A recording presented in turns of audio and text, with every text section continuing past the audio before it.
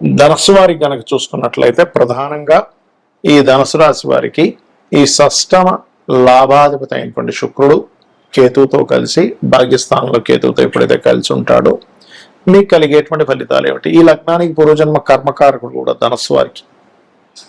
మరి పూర్వజన్మ కర్మకారకుడు భాగ్యస్థానంలో కేతుతో కలిసి ఉండే ఫలితాలు, మీ పర్సనల్ చార్ట్లో కూడా శుక్రకేతువులు ఎక్కడ ఉంటారనే దాన్ని బట్టి కూడా కలిగేటువంటి ఫలితాలు ఏమిటి?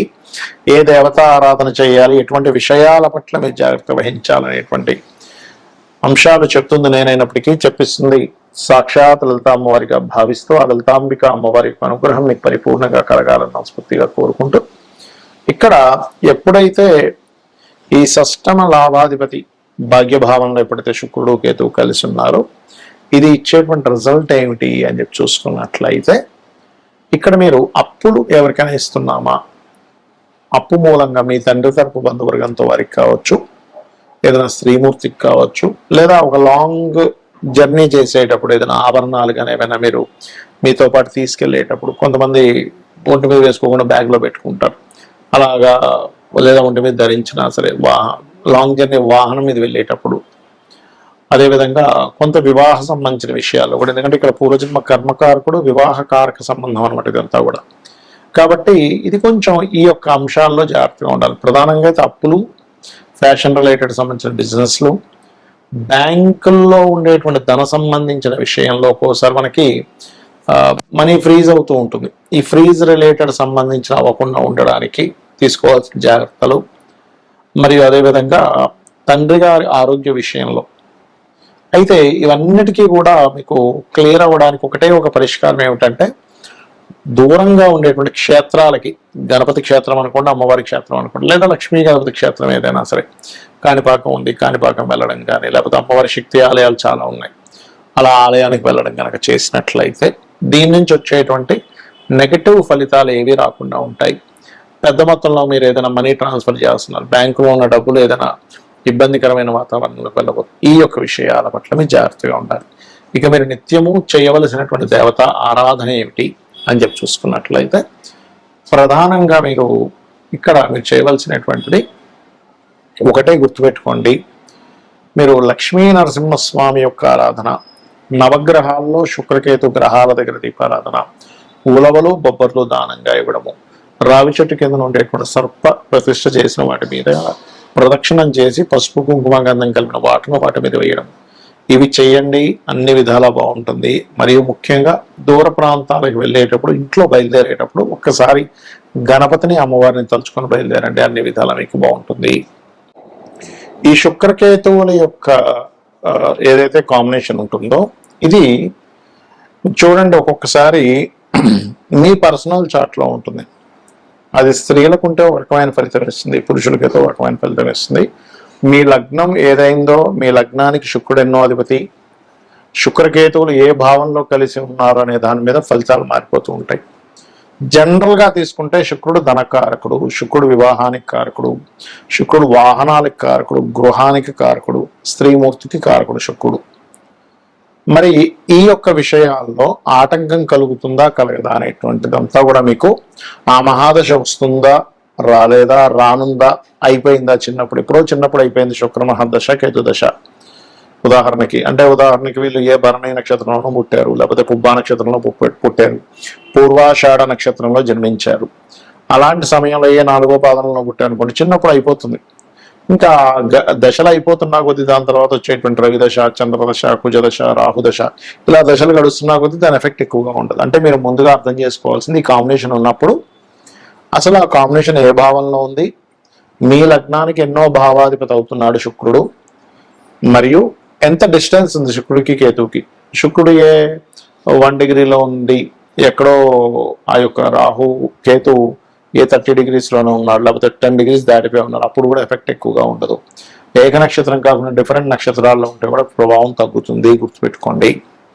అలాగే మరొక విషయం ఏంటంటే, ఇది ఎన్నో భావంలో ఉందో చూసుకోవాలి. 2వ భావంలో ఉన్నాడు, చాలా క్లోజ్ కంజంక్షన్లో, అప్పుడు మీరు ఎట్టి పరిస్థితుల్లో మీరు ధనంగానికి ఎవరికైనా ఇచ్చారంటే తిరిగి రాదు, గుర్తుపెట్టుకోండి. 3వ భావంలో ఉన్నాడు, మీరు స్త్రీలతో ఎవరితో కమ్యూనికేట్ చేసేటప్పుడు జాగ్రత్తగా ఉండాలి. ఒకవేళ లగ్నంలో ఉన్నాడు, అలాంటప్పుడు ఏంటి, వాళ్ళకి కొన్నిసార్లు దాని లగ్నంలో ఉండే సర్పదోషం కింద చెప్తారు. ఎందుకంటే Shukraketu is also one of the సర్పదోష. దీనికి రావి చెట్టు చుట్టూ ప్రదక్షిణాలు చేయడము, సర్పసూక్త పారాయణం చేయడము, లేనట్లయితే మనకి ఈ గరుడ పురాణం చదవడము ఇలాంటివి చేసుకుంటూ ఉంటారు. ఒకవేళ 4వ భావంలో ఉందనుకోండి, అప్పుడు ఆ పర్టికులర్గా అంటే శుక్ర మహర్దశలు లేదా అంతర్దశలు, కేతు మహర్దశలు అంతర్దశల్లో ప్రత్యేకంగా ఇక్కడ ఈ ఏదైతే ఈ 4వ భావంలో ఉన్నదో శుక్రకేతువులు వివాహం విషయంలో 7వ భావంలో ఉంటే ఎలా ఇబ్బందిస్తుందో 4వ భావం అనేటువంటిది వాహనము, గృహము అంటే గృహం తీసుకోవాలి, వాహనం తీసుకోవాలి, వేరే పేరు మీద తీసుకోకపోవడమే మంచిది. పర్టికులర్గా మహాదశలు అంతర్దశలు ఎందుకు కొంతమంది ఒక ఫలానా గృహం కొనుక్కున్న తర్వాత ఫలానా వాహనం కొనుక్కున్నాక ఎందుకు వాళ్ళకి ఫెయిల్యూర్ అవుతుంది, ఎందుకు వాళ్ళు కొనుక్కున్న తర్వాత కష్టాలు వస్తాయంటే ఇది కారణం. పంచమంలో ఉందనుకోండి శుక్రకేతువులు, అప్పుడు ఇచ్చేటువంటి రిజల్ట్స్ ఏమిటి అని చెప్పి చూసుకున్నట్లయితే పర్టికులర్గా ఈ సంతానం విషయంలో, సంతాన సంబంధించినటువంటి అంశాల్లో ఆ రకంగా ఉంటుంది చెప్పాలంటే.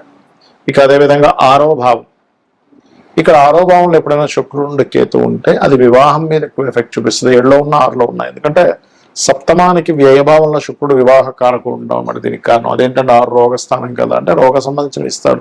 హార్మోనియల్ రిలేటెడ్ ఇష్యూస్, కడుపులో ఇబ్బంది రావడము, అదేవిధంగా స్త్రీలతో అనవసరంగా శత్రుత్వాలు రావడం. ఎందుకంటే రుణ రోగ శత్రు సంబంధం కదా, అందుకని స్త్రీలకు అప్పులు ఇవ్వడం ద్వారా ఇబ్బంది రావడం జరుగుతూ ఉంటుంది.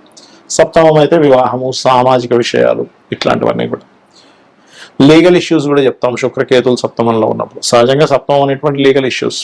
అదేవిధంగా అష్టమం, ఎక్కడా కూడా శుక్రుడు కనుక శుక్రకేతువులు కలిసి ఉంటే, శుక్రుడు సింగిల్గా ఉంటే వేరు, మీ లగ్నానికి శుభుడైతే తాతగారు ఆస్తి విపరీతంగా వస్తుంది. కానీ కేతువుతో కలిసినప్పుడు ఏమవుతుందంటే తాతగారి యొక్క గృహంలో వీళ్ళు ఉండకూడదు. ఉన్నా కొద్దీ వాళ్ళకి పెద్దగా ఎదుగుదల ఉండదు. ఒకవేళ ఆ ఆస్తి వచ్చినా సరే అమ్మేసి కూడా కొనుక్కోవాలి తాతగారు ఆస్తి వస్తే. అదేవిధంగా భాగ్యభావంలో ఉంటే తండ్రి గనక మంచి గణపతి ఉపాసకులైనా అమ్మవారి ఉపాసకులైనా చాలా బాగా ఉంటుంది ఆ ఇంటికి.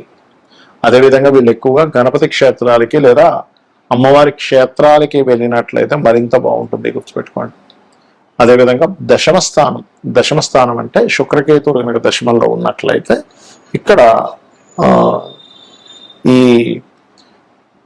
వృత్తి సంబంధించినటువంటి విషయంలో గమనించుకున్నట్లయితే వీళ్ళకి వృత్తి వ్యాపార సంబంధించినటువంటి అంశాల్లో ముఖ్యంగా లాభమైతే వ్యాపారము, దశమైతే వృత్తి సంబంధించినటువంటి విషయంలో ఇక్కడ ఏంటంటే చేస్తున్నటువంటి జాబ్లోనే కొంతమంది స్త్రీమూర్తి మూలంగా కొంత ఇబ్బందులు వస్తూ ఉంటాయి. అది ప్రధానంగా చూసుకోవాలి.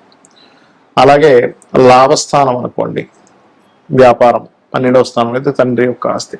ఈ రకంగా అక్కడ ఉండేటువంటి పోర్ట్ఫోలియోస్ ఏమిటి, ఒక్కొక్కసారి వీళ్ళకి స్పిరిచువల్ లైన్లో ఉండేటువంటి వారికి శుక్రకేతు ఇబ్బంది ఏమి ఇవ్వదు, గుర్తుపెట్టుకోండి. ఏమీ ఉండదు స్పిరిచువల్ లైన్లో ఉండేటువంటి వారికి. అదేవిధంగా కొంతమంది సర్జన్స్ ఉంటారు, కుజుడుగా కలిసి వచ్చాడు, గైనికల్ రిలేటెడ్ ఇష్యూస్ సర్జన్స్ ఉంటారు, వాళ్ళకి ఇబ్బంది ఉండదు మళ్ళీ. అలాగే అమ్మవారి టెంపుల్లో ఏదైనా పూజ చేసుకుంటూ ఉంటారు, లేకపోతే గణపతి చేసుకుంటూ ఉంటారు, వాళ్ళకి ఇబ్బంది ఉండదు, వాళ్ళకి మంచి ఫలితాలు ఇస్తుంది. అయితే ఈ కాంబినేషన్ ఉన్నప్పుడు మాత్రం లక్ష్మీ గణపతి ఆరాధన చేయడం అన్ని విధాల ఉత్తమం. శ్రీమాత్రే నమః.